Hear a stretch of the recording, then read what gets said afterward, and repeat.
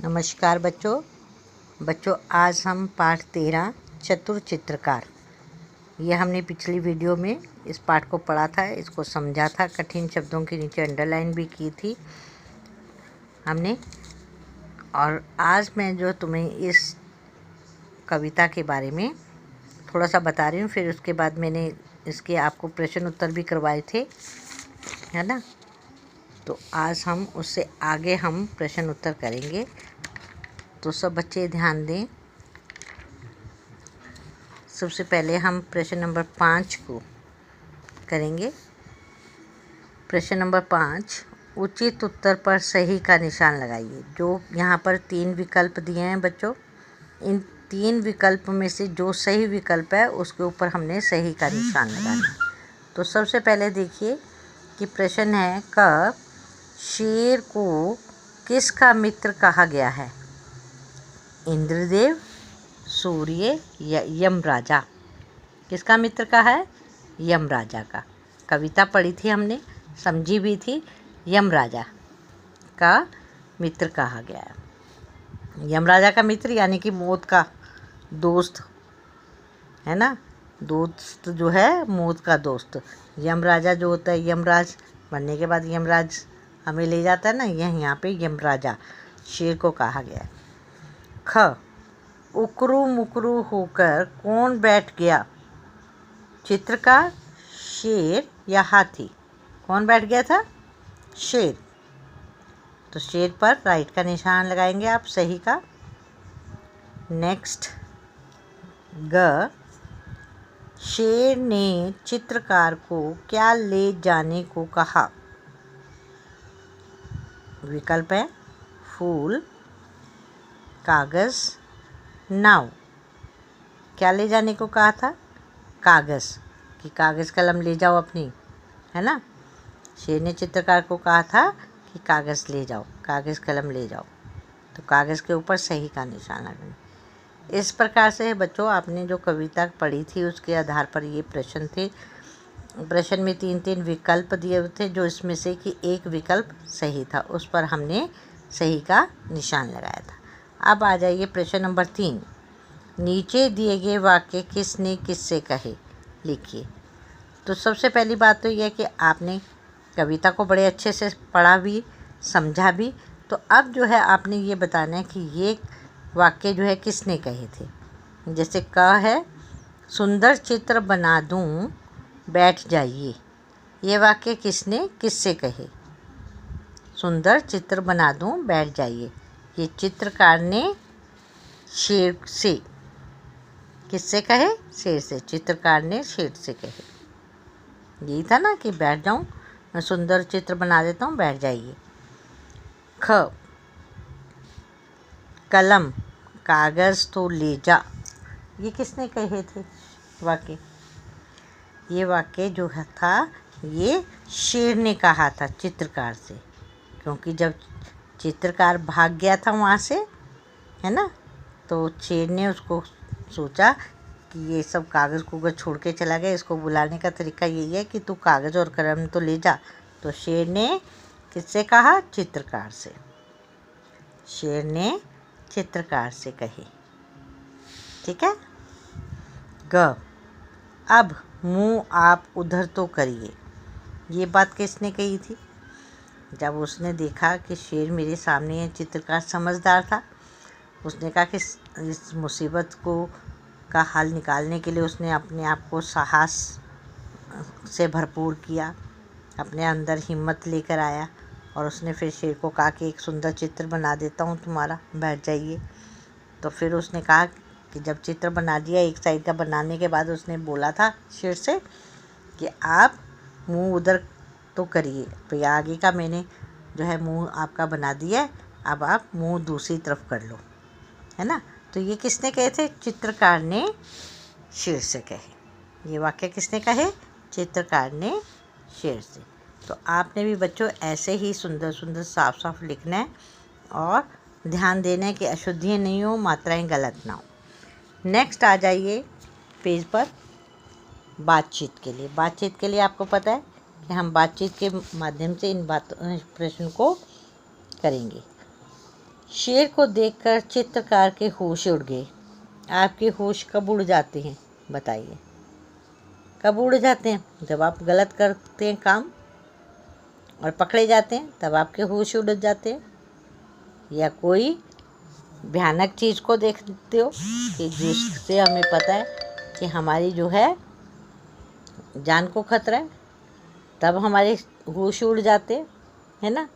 या सामने कि आपने गलत काम किया क्लास में और उसके बाद अध्यापक ने देख लिया, तब आपके होश उड़ जाते हैं। यही है ना बात। नेक्स्ट आता है, ऐसी घटना के बारे में बताइए जब आप किसी से बहुत डर गए हों, उस समय आपने क्या किया। ये घटना तो आपको बतानी पड़ेगी बेटे, कि आप कोई ऐसी घटना का वर्णन करेंगे जिसमें आपको डर गए जिससे, और फिर उस समय आपने क्या किया। ठीक है, तो ये आप अपने दिमाग में बना कर रखिए, हम पूछेंगे फिर। नेक्स्ट आ जाता है आपकी कल्पना। आप क्या सोचते हैं? यदि आप चित्रकार की जगह होते तो शेर से कैसे छुटकारा पाते? पा सकते थे शेर से छुटकारा? तो आप भी कोई ना कोई तिगड़म लगाते, है ना। पहले तो अपने अंदर साहस लेकर आते, हिम्मत लेकर आते, क्योंकि शेर को देखकर तो वैसे ही हाथ के तोते बच जाते हैं, हाथ के तोते उड़ने लग जाते हैं, घबरा जाते हैं हम, है ना। तो उसके लिए हमें शेर का मुकाबला करने के लिए क्या है कि हमें अपने अंदर साहस भरना पड़ता, हिम्मत जुटानी पड़ती, फिर बुद्धि का परिचय देना पड़ता, फिर कहीं हम जाकर सोचते कि हमने शेर से कैसे छुटकारा पाना है ना। जैसे चित्रकार था, चित्र बनाने आया था जंगल में, तो उसने जो है अपनी बुद्धि का परिचय दे दिया था। क्या होता अगर झील के किनारे नाव ना होती?